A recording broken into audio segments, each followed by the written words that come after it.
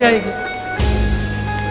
राष्ट्रपति का एक साल का खर्चा 27 करोड़ का है, एक दिन का 7.5 लाख रुपए का है। क्यों होना चाहिए इतना खर्चा राष्ट्रपति को?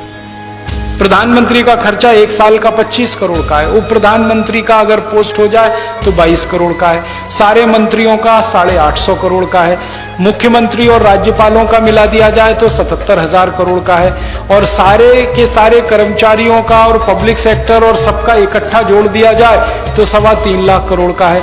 यह खर्चा इतना क्यों होना चाहिए? जब आपके सबसे गरीब आदमी को एक दिन में 20 रुपए नहीं है खर्च करने को, और राष्ट्रपति पर एक दिन में 7.5 लाख रुपए खर्च हो, इससे बड़ा अपराध क्या होगा? क्राइम क्या होगा? क्यों होना चाहिए इतना खर्चा? जब इस देश का राष्ट्रपिता झोपड़ी में रह सकता है तो राष्ट्रपति क्यों नहीं रह सकता?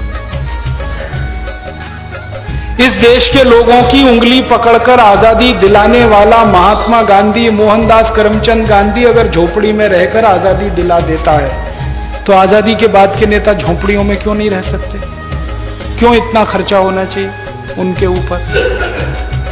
और हमारा यह कहना है कि हमारे बच्चे अगर म्युनिसिपैलिटी के स्कूलों में पढ़ सकते हैं तो नेताओं के बच्चे क्यों नहीं पढ़ने चाहिए म्युनिसिपैलिटी के स्कूलों में? उनके बच्चे अमेरिका और यूरोप में क्यों जाने चाहिए?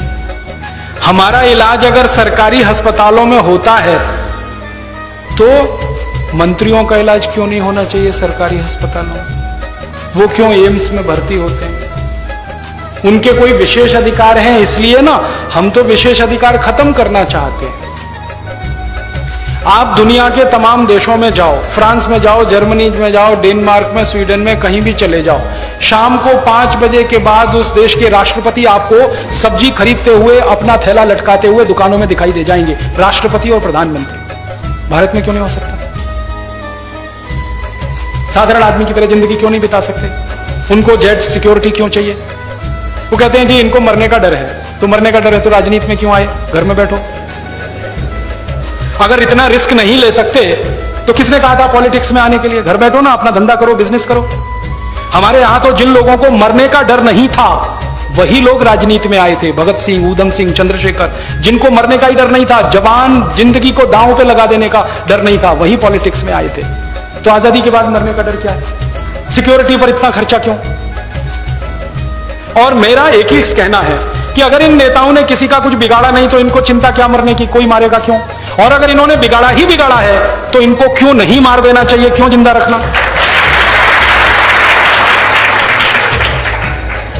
आप बताओ ना, किसी का कुछ बिगाड़ा नहीं तो आप चिंता क्यों कर रहे हो? भगवान आपकी रक्षा करेगा। और जो जिंदगी भर बिगाड़ा है तो आपको जिंदा क्यों रहने दिया जाए?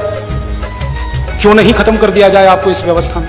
तो ये फालतू के खर्चे जो नेताओं पर हो रहे हैं, यही खर्चे को खत्म करके हम शिक्षा में खर्चा करने लगे तो हर गरीब आदमी का बच्चा बिना एक पैसा दिए पढ़ाई कर सकता है, engineer, doctor, chartered accountant, manager, IAS, IPS बन सकता है। थोड़ा सा चेंज करना है सिस्टम।